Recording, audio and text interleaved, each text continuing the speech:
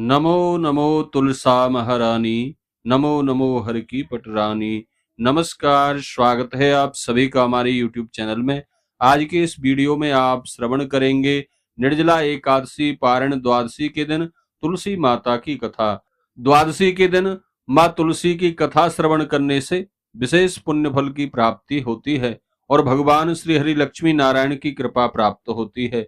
इस बार निर्जला एकादशी व्रत का पारण आज 26 जून को प्रातःकाल 5:25 से 8:10 के मध्य में किया जाएगा। निर्जला एकादशी व्रत का पारण तुलसी मिश्रित गंगा जल से करना बेहद उत्तम होता है। आइए श्रवण करते हैं तुलसी माता की कथा। एक बार प्रेम से कहिए, बोलिए लक्ष्मी नारायण भगवान की जय, सालग्राम भगवान की जय, तुलसा महारानी की जय। बंधुओं, श्रीमद् देवी भागवत पुराण में माँ तुलसी के अवतरण की दिव्य कथा बताई गई है। एक बार भगवान शिव ने अपने तेज को समुद्र में फेंक दिया था। उससे एक महातेजस्वी बालक ने जन्म लिया। यह बालक आगे चलकर जालंधर के नाम से पराक्रमी दैत्य राजा बना। इसकी राजधानी का नाम जालंधर नगरी था। दैत्यराज कालनेमी की कन्या वृंदा का विवाह जालंधर से हुआ।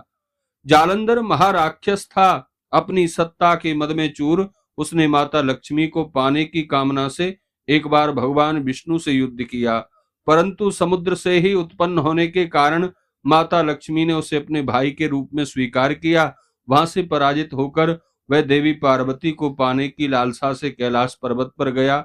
भगवान देवादिदेव शिव का ही रूप धारण कर माता पार्वती के समीप गया तो मां पार्वती अपने योग बल से तुरंत ही उस राक्षस को पहचान गई और वहां से अंतर ध्यान हो गई। जब यह बात भगवान शिव को पता चली तो शिव जी बड़े क्रोधित हुए और जालंधर से युद्ध करने लगे। भगवान शिव और जालंधर के बीच बहुत लंबा युद्ध चला, परंतु जालंधर युद्ध में भगवान शिव से परास्त नहीं हो रहा। मां पार्वती जब विष्णु भगवान के पास गई और सारा वृतांत उनको बताया, भगवान विष्णु ने कहा, जालंधर की पत्नी वृंदा अत्यंत पतिव्रता स्त्री है। उसी के पतिव्रत धर्म की शक्ति से जालंधर ना तो युद्ध में मारा जाता है और ना ही पराजित होता है। इसलिए जालंधर का नाश करने के लिए वृंदा के पतिव्रत धर्म को भंग करना बहुत जरूरी है। इसी कारण भगवान विष्णु ने ऋषि का वेश धारण किया और वन में जा पहुंचे, जहां वृंदा अकेली भ्रमण कर रही थी। भगवान के साथ दो मायावी राक्षस भी थे। उन्हें देखकर वृंदा भयभीत हो गई। ऋषि ने वृंदा के सामने पल में दोनों को भस्म कर दिया। उनकी शक्ति देखकर वृंदा ने कैलाश पर्वत पर महादेव जी के साथ युद्ध कर रहे अपने पति जालंधर के बारे में पूछा।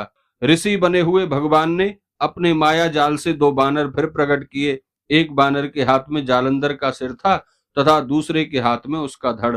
अपने पति की यह दशा देखकर वृंदा मूर्छित होकर जमीन पर गिर पड़ी। होश आने पर उन्होंने ऋषि रूपी भगवान से विनती की कि वह उसके पति को जीवित कर दें। भगवान ने अपनी माया से पुनः जालंधर का सिर धड़ से जोड़ दिया, परंतु स्वयं भी उस शरीर में प्रवेश कर गए। वृंदा को इस छल का जरा भी आभास नहीं हुआ। जालंधर बने भगवान के साथ वृंदा पतिव्रता का व्यवहार करने लगी, जिससे उसका अस्तित्व भंग हो गया। ऐसा होते ही वृंदा का पति जालंधर युद्ध में हार गया। जब इस सारी लीला का वृंदा को पता चला तो उसने क्रोधित होकर भगवान विष्णु को शिला पत्थर होने का श्राप दे दिया तथा स्वयं भी सती हो गई। जहां वृंदा भस्म हुई वहां तुलसी का एक पौधा होगा। भगवान विष्णु ने वृंदा से कहा, हे वृंदे, तुम अपने अस्तित्व के कारण मुझे लक्ष्मी से भी अधिक प्रिय हो गई हो। अब तुम तुलसी के रूप में सदा मेरे साथ रहोगी। जो मनुष्य मेरे शालग्राम रूप के साथ तुलसी का विवाह करेगा उसे इस लोक और परलोक में बेहद विपुल यश और कीर्ति की प्राप्ति होगी। जिस घर में तुलसी का पौधा होता है, माँ तुलसी की पूजा अर्चना होती है, उस घर में कभी यमदूत प्रवेश नहीं करते और भगवान लक्ष्मी नारायण की कृपा सदैव उन घरों के ऊपर बनी रहती है। बोलिए तुलसा महारानी की जय।